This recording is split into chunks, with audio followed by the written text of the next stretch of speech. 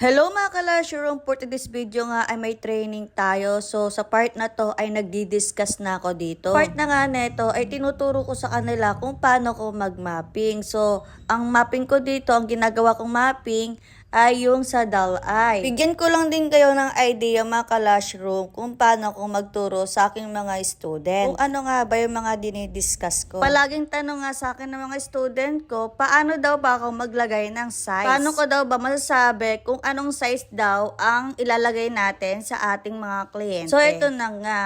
Kapag tayo ay maglalagay ng size sa ating mga kliyente, ay lagi tayong nakabase sa natural lashes nila kung gaano kahaba. And then, as a lash artist, dapat marunong din tayong tumingin ng haba sa natural lashes ng ating mga kliyente. Para alam din natin kung anong size ang tamang ilagay sa kanila. For example, ang natural lashes ni client ay size 13.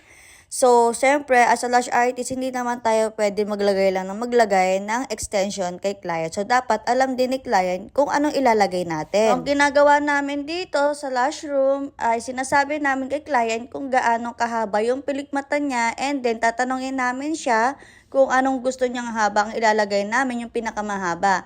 Then, pag sinabi namin sa kanya na size 13 po yung pinakamahaba ninyong natural lashes, then tatanungin namin si client kung anong gustong haba ang pinakamahaba na ilalagay namin sa kanya. Kung hahabaan ba namin ng konti o ipapantay lang sa natural lashes niya na mahaba. Pag sinabi ni client na habaan ng konti, so size 13 ang pinakamahaba niya, maglalagay kami ng size 14. Pag sinabi naman ni client na ipantay lang sa kanyang natural lashes yung pinakamahaba, maglalagay lang kami ng size 13. Ipapantay lang namin sa natural lashes niya. Balik na nga tayo sa ating ginagawa. Habang busy ako dito, biglang Baka Mia, naggalit ako noon kay Liza.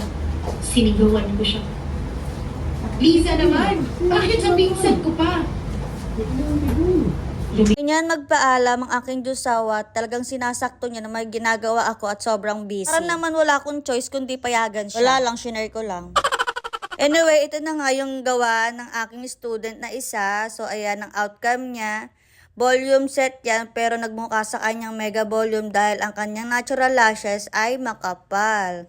So, ayan, ang ganda, diba? Beginners yan, pero parang ng pang-pro. Ito naman yung isang gawa ng aking student, o diba? Pak na pak de, palaban din. Mga beginners sila, pero mga gawa nila ay para ng mga pang-pro. Dahil yung mga diniscuss ko sa kanila ay talagang in-apply talaga nila agad-agad. At ayun na nga, natapos ang kanilang face-to-face one-day intensive training, advanced classic, and advanced volume. Anyway, ang mga student ko na to ay galing pa sa Sorsogon, Bicol. Para sa mga aspiring lash artists at gustong mag-training sa akin, PM nyo lang po ako. So, ayun lang. Thank you for watching. Bye! Mwah!